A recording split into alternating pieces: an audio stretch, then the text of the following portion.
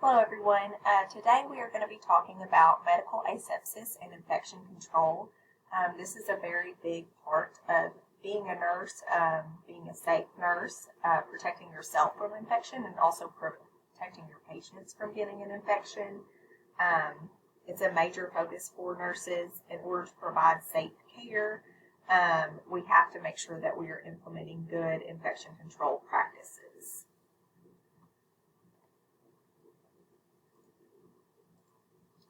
Okay, so we're going to talk about the infection cycle. So here in this illustration, it's got the different parts of the infection cycle. The chain of infection is a sequence of necessary pieces for an infection to occur. So you have to have all of these parts in order for an infection to happen. This includes an infectious agent, a reservoir, a portal of exit, mode of transmission, portal of entry, and a susceptible host. And we're going to go into more detail about what each of these things mean. The scissors in this illustration indicate ways we can break the chain of infection. So you can read these here. Obviously, a lot of them are hand hygiene, sterilization, antibiotics, ways to prevent transmission, so wearing certain personal protective equipment, and we're going to talk about this, and other ways to help break the chain of infection. Okay, so infectious agents. We're going to mainly focus on bacteria, viruses, and fungi. So bacteria, this is the most significant and most prevalent in the hospital settings, are bacterial infections. Viruses are the smallest of all microorganisms. Fungi are plant-like organisms present in air, soil, and water. Parasites, these are also organisms that live on or in a host. So, examples of bacteria would be like E. coli or a staphylococcus infection. Examples of a virus would be like the common cold, hepatitis A, B, C, HIV. And remember, antibiotics do not have any effect on viruses. So most viruses are self-limiting, meaning they'll resolve on their own. But there are certain antivirals that can be given to help with the symptoms of viruses. But just important to remember that a viral infection cannot be treated with an antibiotic. Fungi, examples of those would be molds or yeasts, such as Candida albicans. This is one of the most common ones you'll see for patients in the hospital. Sometimes when you're like giving your patient a bed bath, or maybe they're just diaphoretic, they get that moisture up under their skin folds, and yeast loves moist, dark areas, and so you may see a patient develop a yeast infection from that.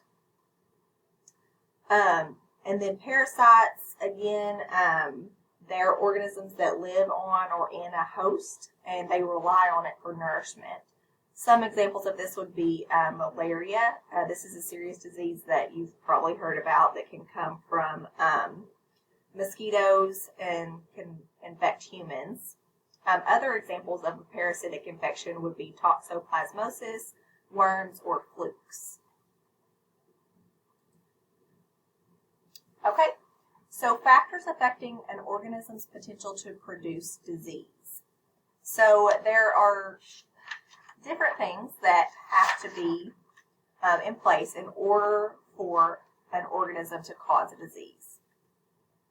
So one can be the number of organisms. So there has to be, depending on the disease, there has to be a certain number of organisms in order for that to be able to produce a disease.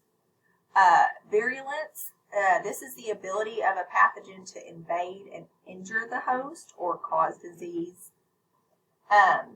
Competence of a person's immune system. So is this individual able to fight off this disease? Or do they have a weakened immune system, so therefore they're more susceptible to have a disease develop from a certain organism? And then another factor is the length and intimacy of contact between a person and a microorganism. So how long are they in contact with the microorganism? Now this is going to depend on what kind of bacteria, virus, microorganism we're dealing with, depending on if the length, whether it be shorter or longer, of contact with this microorganism, is it going to affect the person's potential to develop the disease. So for an example of this, think of smallpox versus TB or tuberculosis. Smallpox infects most all susceptible people after exposure. So for smallpox, really anyone that comes into contact with it is more than likely going to get it. With tuberculosis, it usually will only affect people who are compromised or immunocompromised. So maybe a healthy person, for the most part like myself, comes in contact with tuberculosis, I may not develop a disease from it. But someone else who may have a weakened immune system, maybe they have a chronic disease, maybe they're undergoing chemotherapy, they would probably develop tuberculosis over me.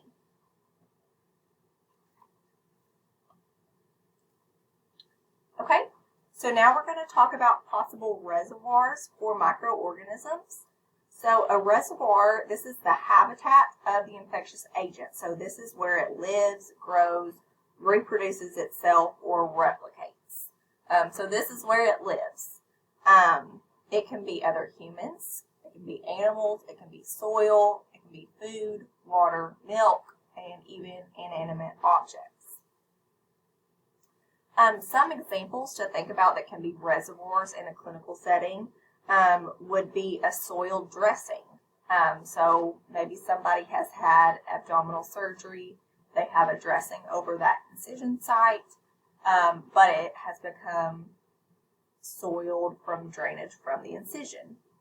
That's going to put that patient at risk for developing an infection because that moist area within that dressing that's laying on top of the incision, which would be a portal of entry into the body, bacteria and things like that can grow inside that dressing. So that puts them at high risk for developing an infection because that dressing is the reservoir for microorganisms. Making sure you're emptying drainage containers. We'll kind of talk about this more when we talk about Foley catheters, drains, and things like that. But anytime something is static, meaning not moving around, it's just sitting there, it can grow microorganisms. So we want to be careful to make sure that what's in the drain does not get back into the patient. All right, and then also making sure everything is capped.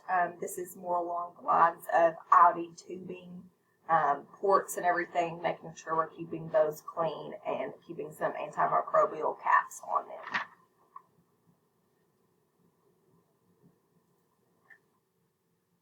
Now we're going to talk about common portals of exit. So these include respiratory, gastrointestinal, genitourinary tracts, breaks in skin, blood, and tissue. So this portal of exit is the way something gets from a reservoir, or where the infection microorganisms are living, and how it gets out from that reservoir or from that host. So there's different examples of different types of microorganisms and how they, or what portal of exit they use, basically. So respiratory, strep, TB, COVID, those are examples of something that would use the respiratory tract as a portal of exit. For gastrointestinal, it would be salmonella, hepatitis A would be some examples. Genitourinary examples would be E. coli, HIV, breaks in the skin, HSV, varicella, and then blood and tissue would be HIV, hepatitis B and C. Those are just some examples of those different portals of exit. It's important to realize how to prevent, the microorganism from exiting, or if it does exit, preventing it from infecting somebody else. So one way is to make sure you're not coughing over dressing, because if you do have some kind of respiratory infection and then you cough, that's that portal of exit for that microorganism to get out. And if you're changing a dressing, especially if it's a sterile dressing, then you could infect that patient. And then, of course, washing your hands and then wearing the appropriate personal protective equipment, and we're going to talk about what that is.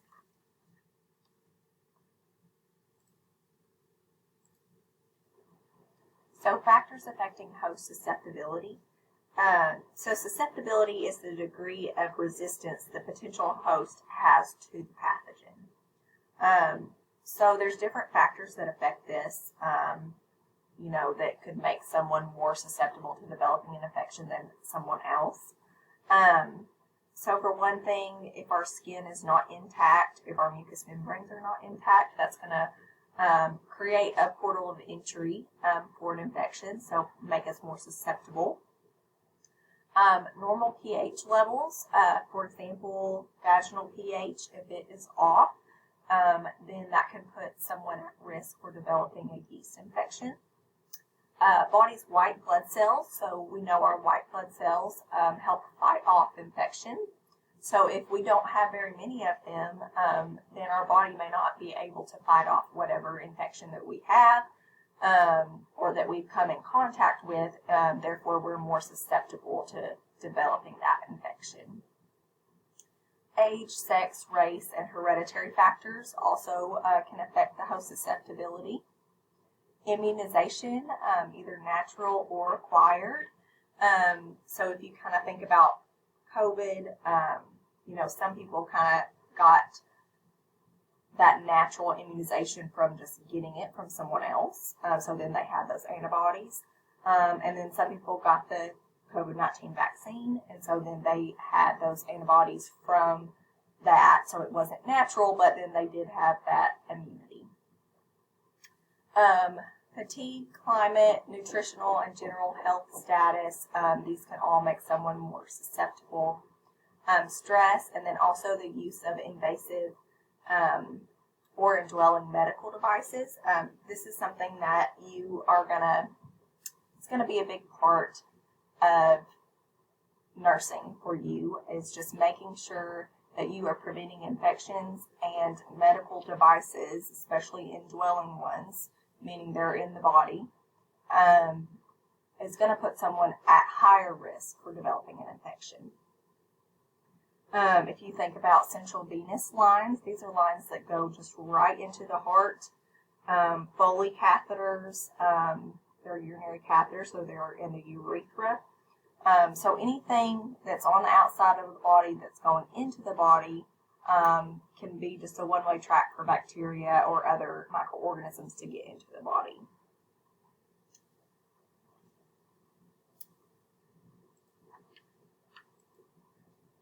Okay, so we do have some anatomic and physiologic barriers that help to defend against infection.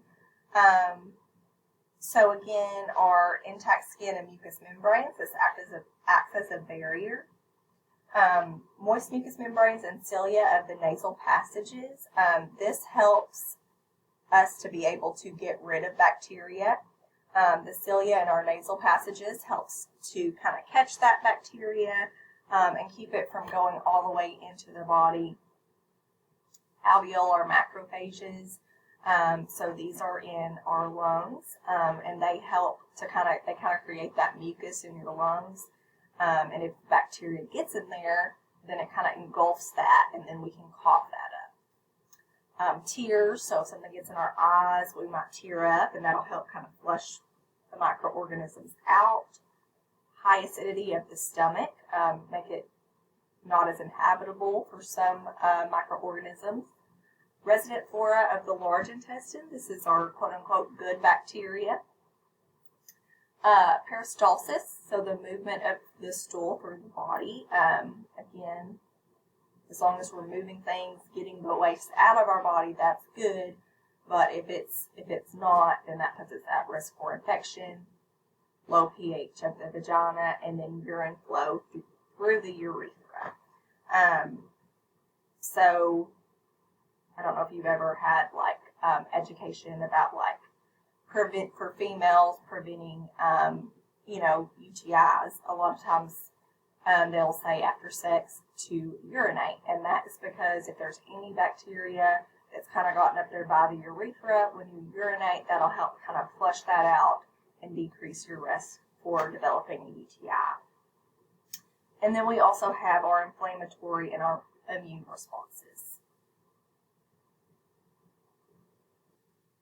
So now we're going to talk about the different stages of an infection. So the first stage is the incubation period.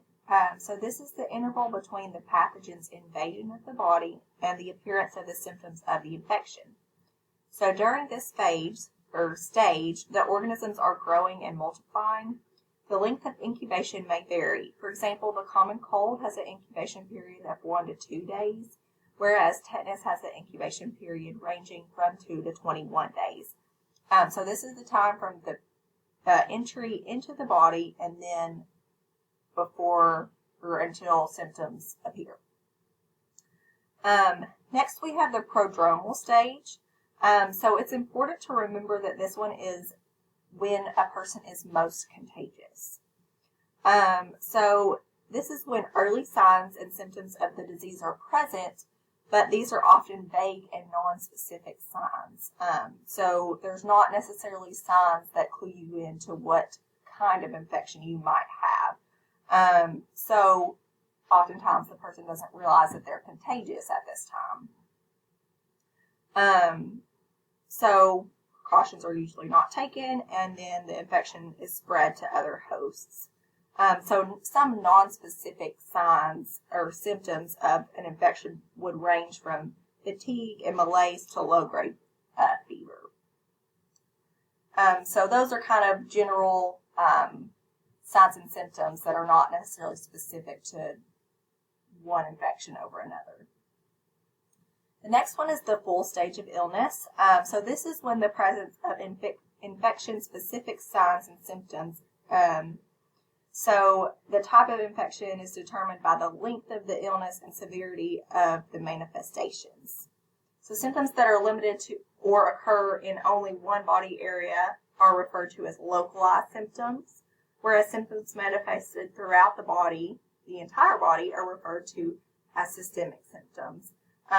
So these are just kind of different types of symptoms to make sure that you're kind of familiar with.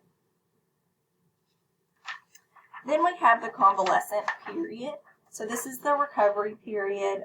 It may vary according to the severity of the infection and the type of infection, also on the patient's general condition. The signs and symptoms start to disappear and the person returns to a healthy state. Depending on the type of infection, there may be a temporary or permanent change in a patient's previous health state, even after the convalescent period. So some patients who have developed COVID, they have some lasting effects from that, even though they're no longer have the infection. Some of them have maybe some scarring in their lungs, or some people have loss of taste and smell for, months after they've had COVID. So that would be a kind of a longer lasting effect, even once they're out of that convalescent or that recovery period of the infection.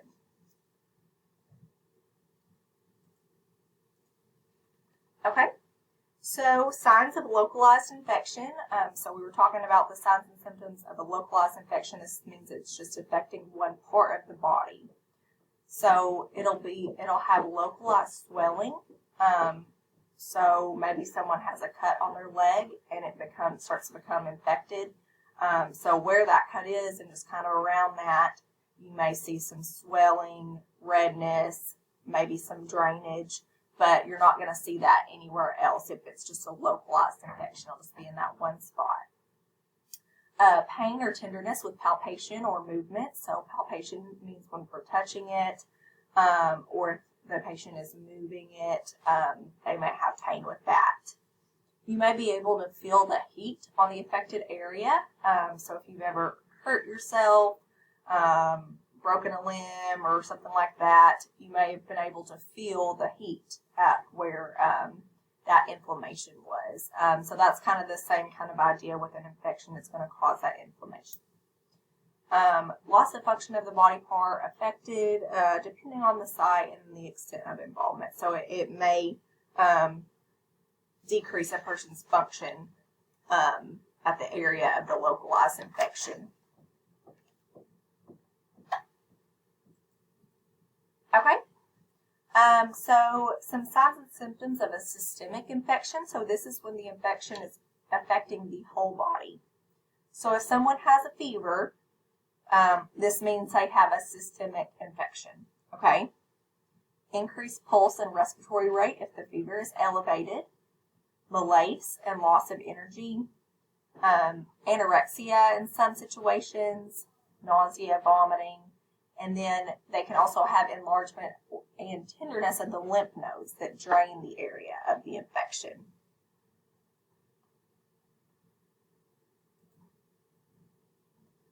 Some other signs of infection that we are going to look at as nurses and that other healthcare individuals look at to try to identify an infection. We're going to look at our white blood cell count. So if our white blood cell count is elevated, that more often than not means that we have an infection because our body is trying to fight it off. So it's increasing the amount of white blood cells in our body. And then there's also an increase in specific white blood cell types. We're not going to go into all of this in this lecture, but different types could kind of help us identify what kind of infection the patient is having, either viral, or bacterial, and things like that.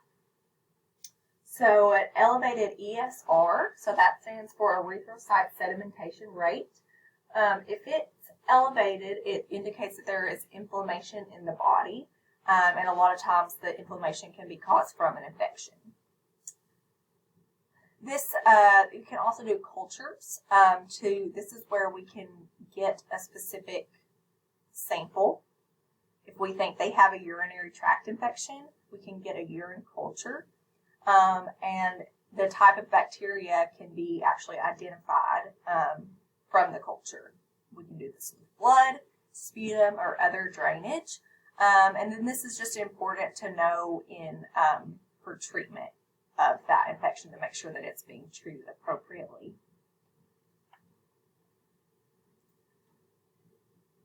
Okay. So asepsis. So for this lecture, we are talking about medical asepsis, and we will talk about surgical asepsis more in depth in the next one. But this is just to compare so that you can identify the difference between the two. So medical asepsis, this is also known as clean technique, includes all practices intended to confine a specific microorganism to a specific area. So we don't want this microorganism spreading. So it limits the number of growth and transmission of microorganisms and objects referred to as clean or dirty, or it might be called soiled or contaminated. So if we have our patient's bedside table, it could be contaminated with something. So when we come in and we clean, with some antimicrobial wipes or something like that, then we could consider it clean. But that means there's still some microorganisms, but there's a lot less, and we're probably not going to spread an infection through that. So, and then surgical asepsis. So this is also known as sterile technique. So this is practices that keeps an area or object free of all microorganisms. So we don't want any microorganisms. So these are practices that destroy all microorganisms and spores. This is used for all procedures involving sterile areas of the body. So any surgery, like when someone goes to the operating room, it's always going to be sterile.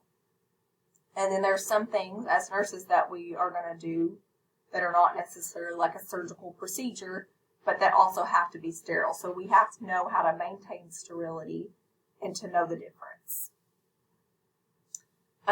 So the practice of asepsis includes all activities to prevent infection or break the chain of infection. So these are just the two different types of that. Okay, and again, we'll learn more about this in the next lecture. Okay, so we need to know how to educate our patients on how to practice good medical asepsis at home to prevent infection. Of course, washing hands before preparing or eating food for obvious reasons. If someone's gone to the bathroom and maybe didn't wash their hands and then they're preparing food and then you eat the food, then you've just ingested some bacteria. Prepare foods at high enough temperatures. So this is, going by guidelines to make sure that we're cooking our foods to the proper temperature to kill any bacteria that could be in there that could cause an illness. Use care with cutting boards and utensils, making sure not to cross-contaminate with raw meat. Keeping food refrigerated that's supposed to be refrigerated. Making sure to wash raw fruits and vegetables. Using pasteurized milk and fruit juices. And then always to wash hands after using the bathroom. And then to use individual care items. And this is probably something that seems like common sense, but obviously not sharing like toothbrushes, washcloths that maybe someone has previously used before it's been washed. This is going to help prevent any spread of infection and bacteria. Okay. So, and then risks for nosocomial infection. So this was kind of what we were talking about with medical devices. This is when an infection is acquired in a hospital. So you need to make sure you're familiar with this term, nosocomial infections. This is an infection that was acquired in the hospital. Okay. And then iatrogenic infections. These are relating to illness caused by medical treatment or diagnostic procedures. So iatrogenic is specific for diagnostic or therapeutic procedures. Something else that can contribute to nosocomial infections is oftentimes people are in the hospital because they are sick, so they're going to be compromised. And then also, the best way to prevent infection is hand hygiene. So if there's not insufficient hand hygiene by maybe the patient or the nurse or any of the healthcare professionals, then this is going to put somebody at risk for developing a nosocomial infection. Okay, so measures to reduce incidence of nosocomial infections. So constant surveillance by infection control committees and nurse epidemiologists. Most facilities will have a team that is specifically looking for ways to help with infection control and ensuring that those things are being implemented. They will usually have written infection prevention practices for all agency personnel. Hand hygiene. We're going to talk about the 5 moments for hand hygiene here in a second. Infection control precaution techniques. Keeping patient in the best possible physical condition. This can also help prevent them from being more susceptible to an infection. And then identification and management of the clients at risk for infection.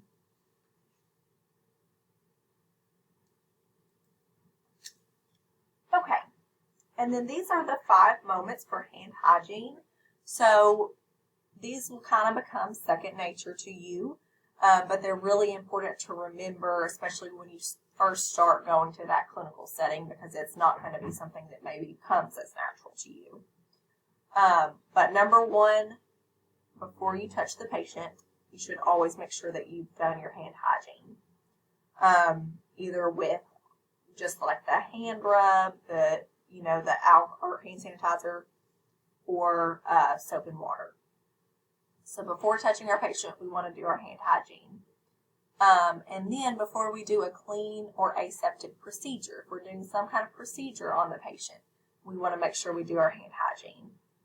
3, after body fluid exposure risk. So even if we don't see that something's gotten on us visibly, but maybe we just emptied a urine bag or a drain, so we have a risk for exposure to body fluids, so then we would need to wash our hands after that.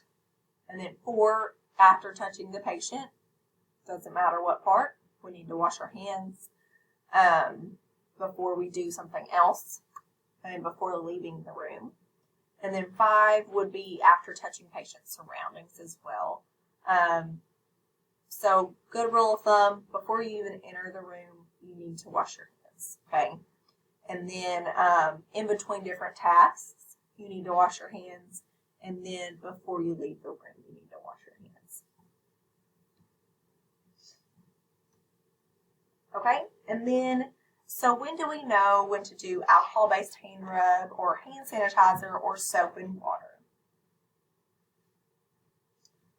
So for hand rub, this is just like our little hand sanitizer. Sometimes it's foam, sometimes it's more of like a gel consistency.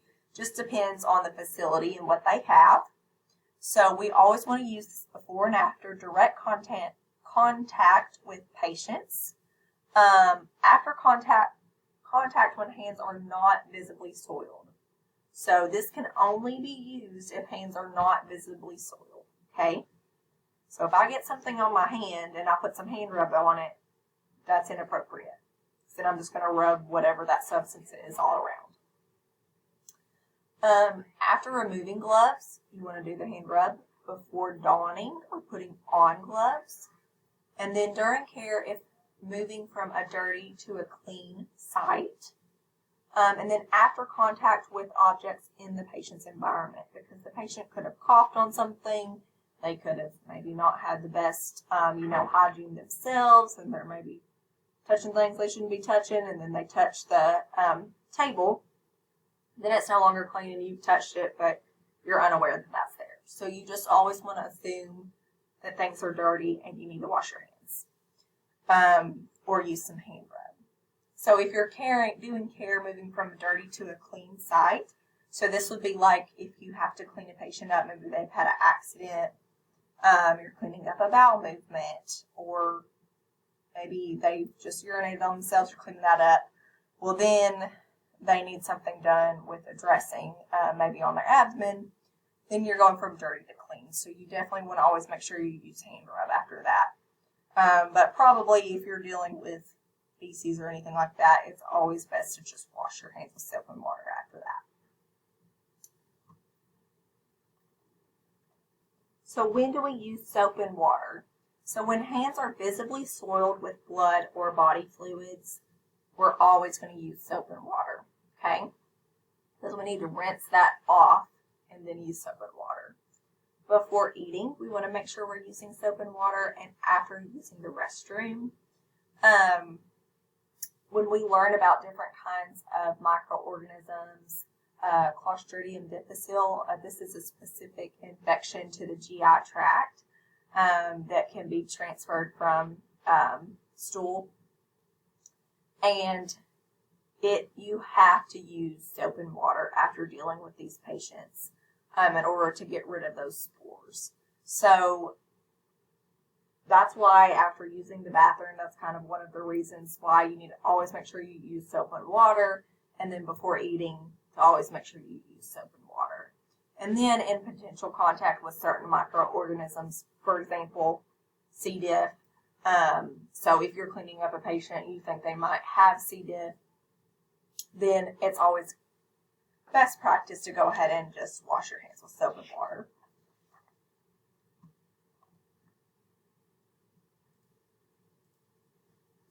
Okay. And then universal precautions. This is important to know. So this is something that you are going to use from here on out. Universal precautions. So this is an approach to infection control to treat all human blood and certain human body fluids as if they were known to be infectious for HIV, HBV, and other bloodborne pathogens. Okay? So this means that if you think you were going to come in contact with any bodily fluid, you're going to assume that they have HIV or some kind of pathogen that could be transferred to you, okay? Regardless of if they have a negative test for all of this, it doesn't matter. We're going to wear our gloves. If we're drawing blood, if we're dealing with bodily fluids, we're always, always, always going to wear gloves. Okay, these are universal precautions.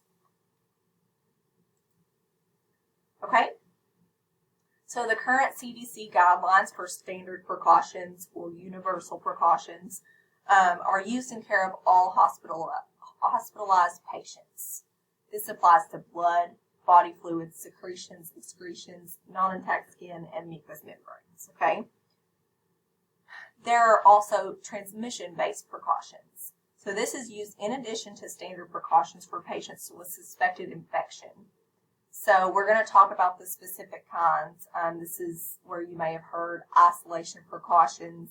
So that's the same as transmission-based precautions, okay?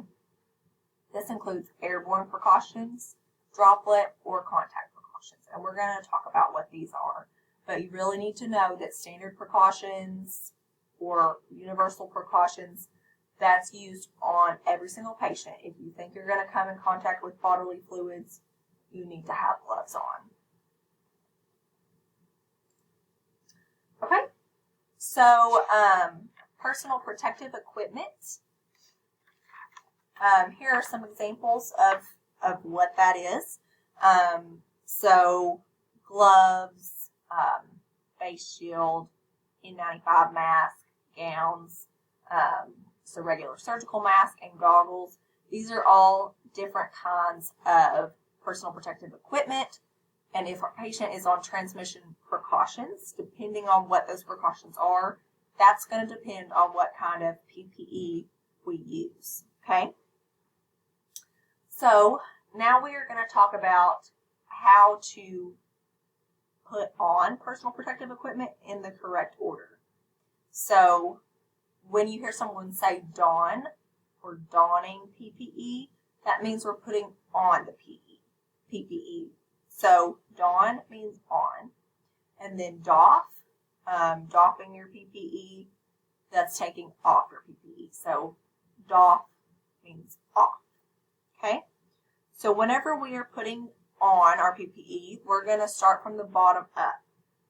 So we're going to start with the gown. So picture you're standing with your hands down by your side. So your hands are on the bottom right now, putting the gown on. Then as we lift our hands up, we move to the mouth. We're going to put our mask on. Then we move up to the eyes. We're going to put on our goggles or face shield. And then lastly, pretend your hands are above your head. We're going to put our gloves on. And then when we're taking it off, we're going to go in alphabetical order. So we're going to do gloves first off, and then goggles, gown, leave the room, and then take the mask off and wash your hands.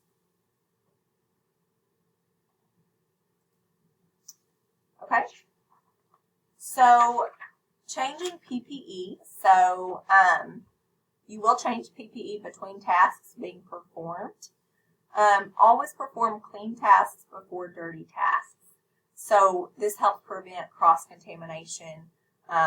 So we're going to try not to clean dirty from dirty to clean and then get whatever is clean dirty.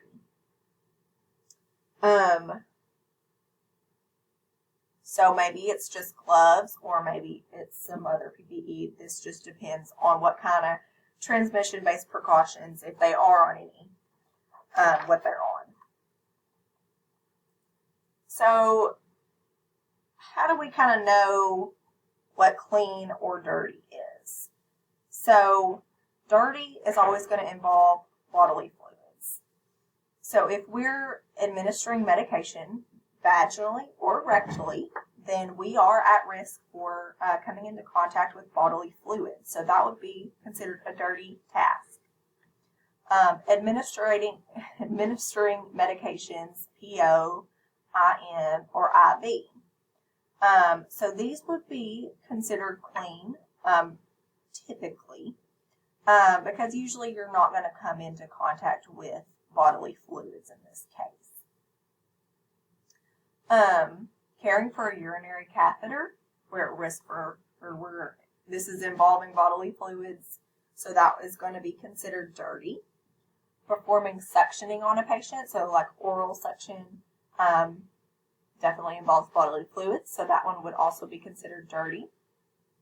Bathing the patient, this is considered dirty because we are, again, could come in contact with bodily fluids. Obtaining vital signs, so this would be considered clean. Unless somebody has just like a oozing sore, they're just have secretions everywhere, you're probably not going to come into contact with bodily fluids just taking vital signs. Performing oral care can be dirty. Just kind of depends on what you're doing, but usually it can be dirty. Assessing the patient is clean, again, if they're not at just oozing stuff everywhere. And then feeding the patient would be clean.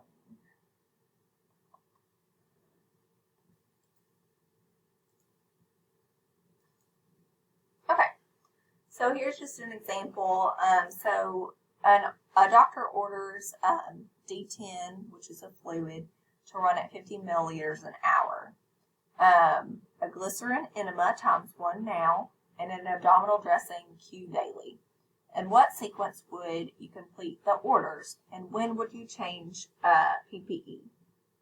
So if you want to pause and try to, figure this out on your own and come back, feel free to do that. So we need to identify what is the cleanest thing, and then go to the dirtiest so we don't cross-contaminate. So first, since we're not even touching our patient to hang some IV fluids, that's going to be our cleanest. So we're going to do that first. Next, we are going to do our abdominal dressing that we have to change each day. Whether because this is going to be clean, even if it is not a sterile dressing, it still needs to be a clean dressing.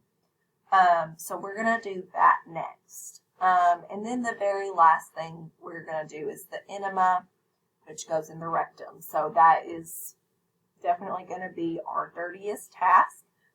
And we would definitely want to change our gloves between tasks. So especially between the dressing change and the enema.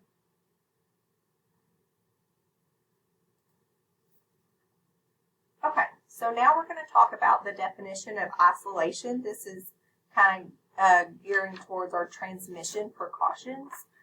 So isolation refers to the precautions that are taken to prevent the spread of an infectious agent from an infected or colonized patient to susceptible persons. There can also be what's called reverse isolation as well, which would be like our neutropenic precautions. This is used for people who have a decreased white blood cell count. Oftentimes this is due to somebody undergoing chemo or that has some type of cancer that causes their white blood cells to be very, very decreased. So they're at a very high risk for developing an infection. So there are certain precautions that have to be taken place in order to go into that room in order to not spread infection to that patient, rather than preventing the spread from the patient to others outside of the patient's room. Okay, and here we have our transmission-based precautions. So the first one is contact. So this is going to be precautions for people who have diseases that are transmitted by direct patient or environmental contact. So if somebody has like a staph infection on their skin or in their blood, they will typically be on contact precautions. And this will just mean that anybody who goes in the room needs to make sure to be wearing gloves and a gown if they are going to come in contact with the patient.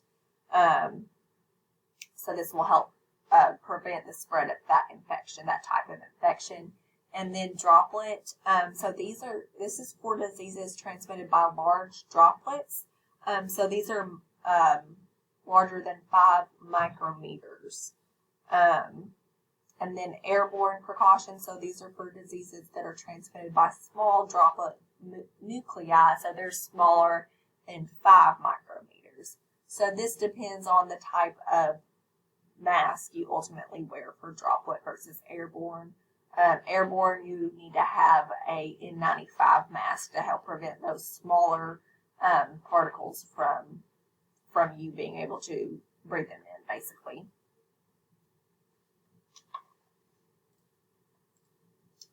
Okay, so airborne precautions. So these are utilized when patients are known or suspected to be infected with a pathogen that can be transmitted by an airborne route. So if you think of measles, SARS, chickenpox, herpes zoster, and tuberculosis, these are all airborne precautions. SARS stands for severe acute respiratory syndrome. That's often associated with COVID. Okay, and then so PPE used with airborne precautions, you need to make sure that you have a fit-tested N95 or higher level disposable respirator if available. So this is why we make sure that you have been fit tested for N95 masks, so that if you do take care of a patient who is on airborne precautions, you will be wearing the appropriately sized mask to protect you from that infection. So the respirator or the mask should be donned prior to entering the room and removed after exiting the room. So even though if you have a gown and gloves on, you may take that off before exiting the room.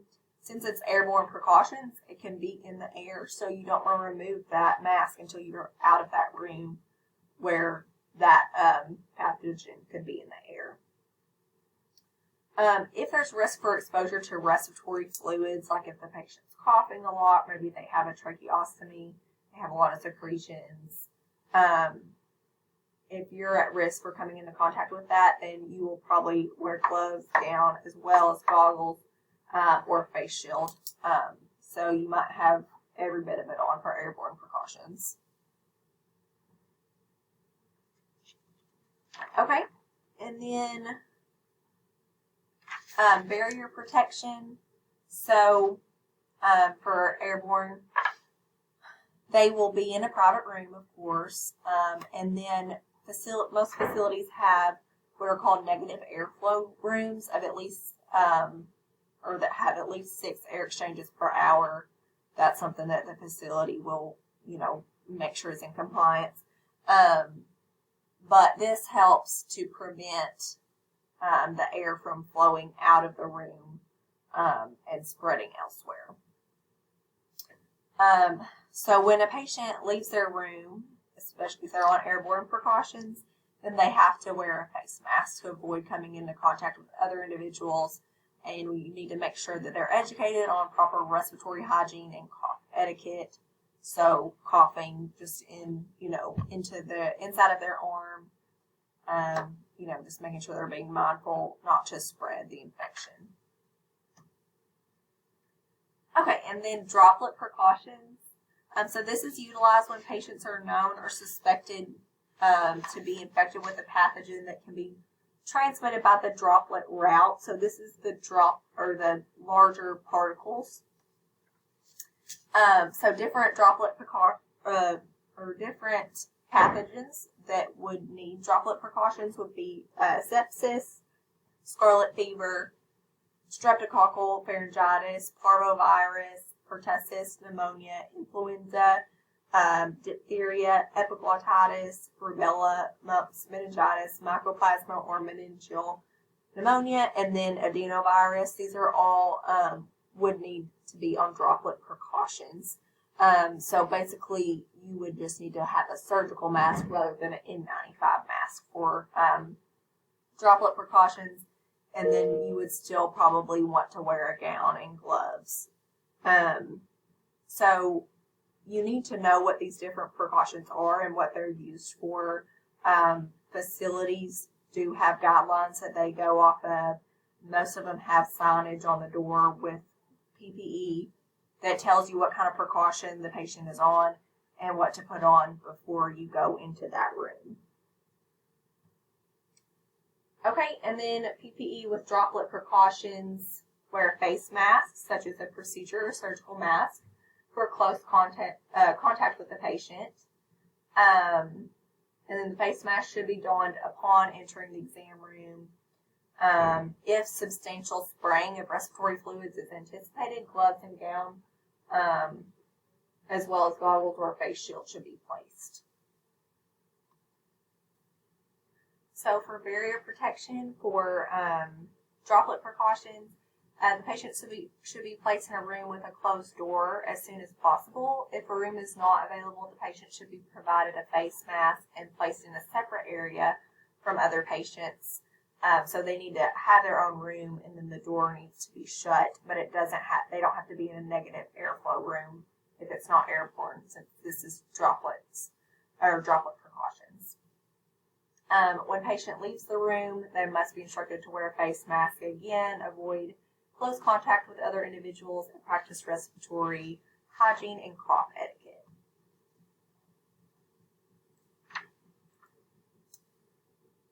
Okay, and then contact precautions. So dry skin to dry skin is direct contact, and then dry skin to object is indirect contact. So someone who's on contact precautions, you don't want to go in there and start touching all of the things in their room as well, because those could also be infected. So things that are usually on, or that someone might be on contact precautions for, would be a multi-drug resistant organism, so like MRSA, or respiratory infection, skin infections, wound infections, enteric, like C. diff or Clostridium difficile, or conjunctivitis.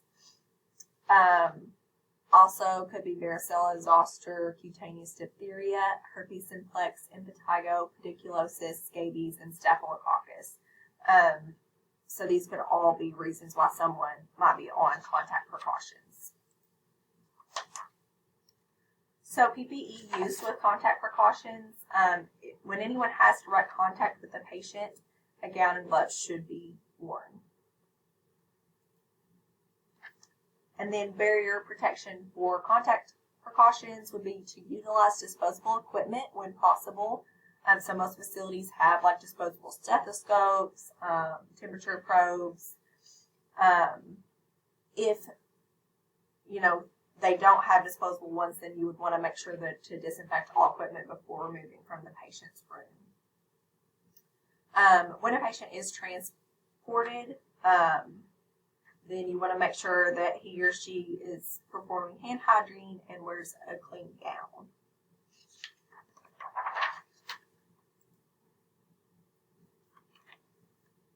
Okay, so managing equipment used for isolation clients, because a lot of times we'll still have to use some of the same equipment from one room to the next, and we don't want to spread anything. So you want to make sure that you're familiar with the agency's specific policies and procedures for handling soiled reusable equipment. Many do have supplies that are single use only, that you can just dispose of after use. But you do need to make sure that you're familiar with these practices.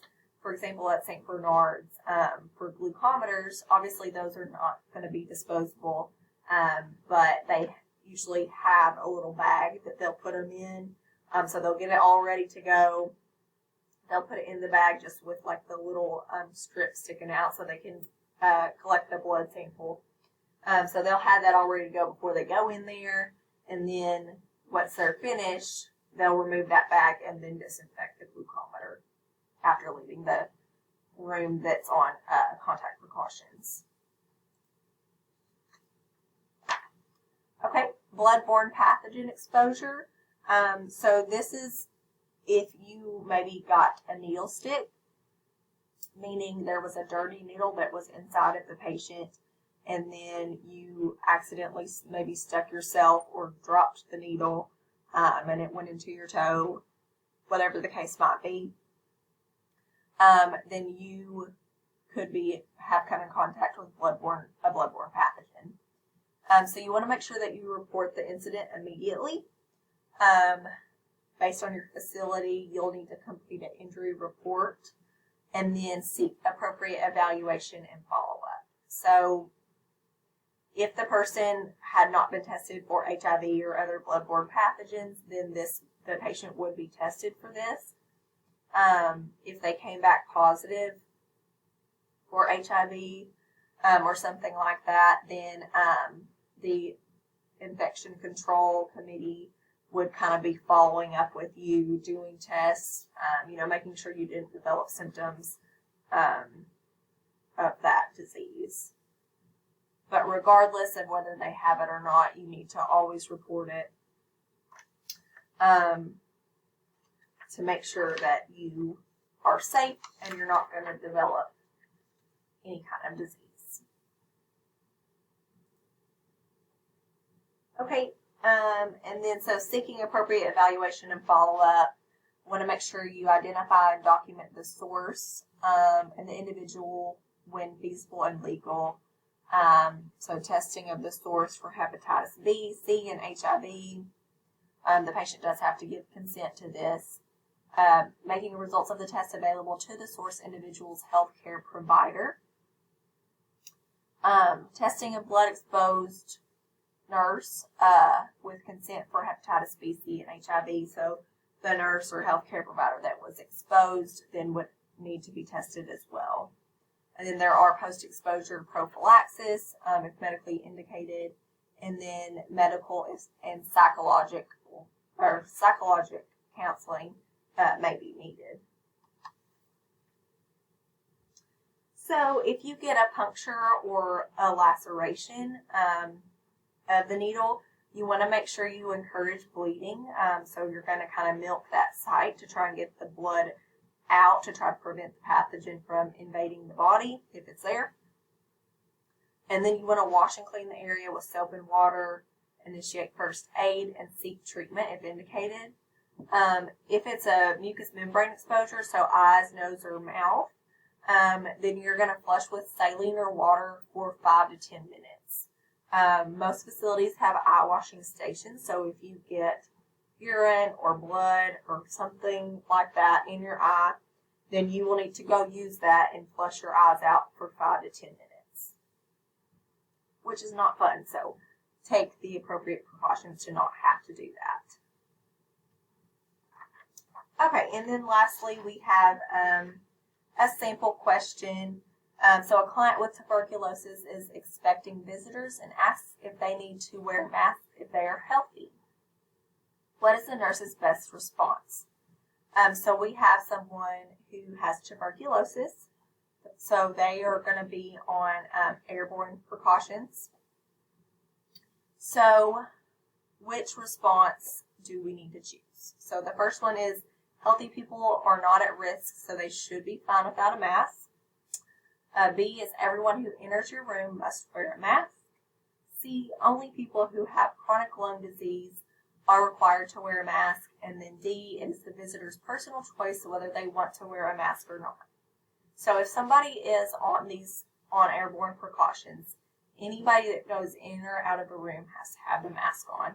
And this is to help protect themselves and other people that they may come into contact with.